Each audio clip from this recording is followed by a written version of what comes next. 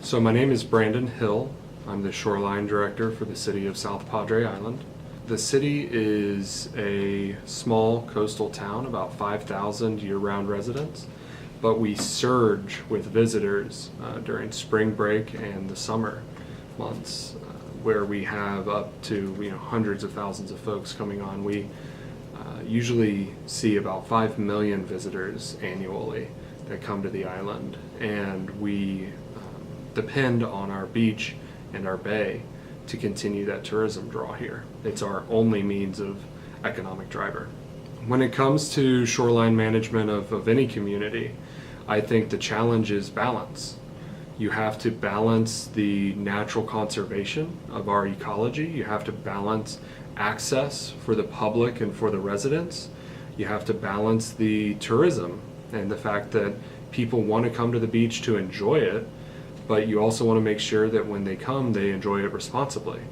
And so ensuring that we maintain that balance the best that we can is an ongoing effort that the Shoreline Department undertakes.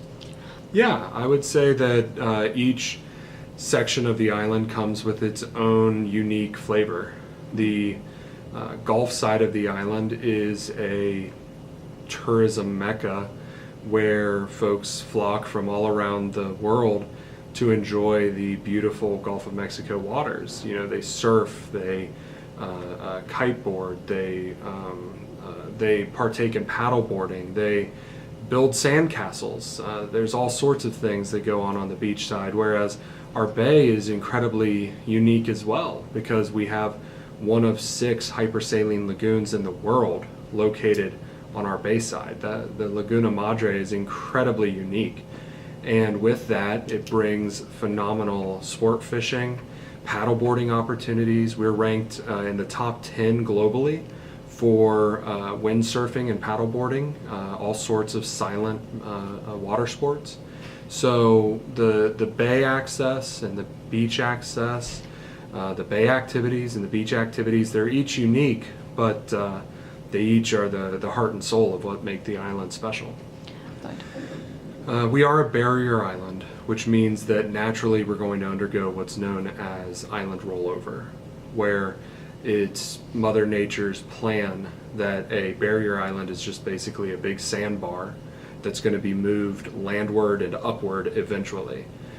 We've seen, thanks to one of the longest standing beneficial use of dredge material programs in the United States, we've seen a good deal of stabilization in the southern portion of South Padre Island. Whereas as you get further north, you do see erosion rates reaching 5 to 15 feet per year. And then even more aggressive as you get into the upper outskirts of Cameron and Willacy counties further north on the island. And so erosion is an ongoing issue.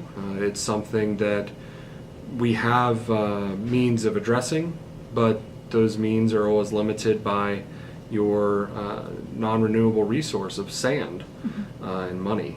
You know, those two are really the big limiting factors when it comes to being able to stave off erosion in this area. The city as a whole really took a proactive approach to building dune systems. Several years ago, the city began a community-driven dune planting effort. One of the most unique things about the vegetation here is the diversity. But diversity of plant species is what leads to a robust environment.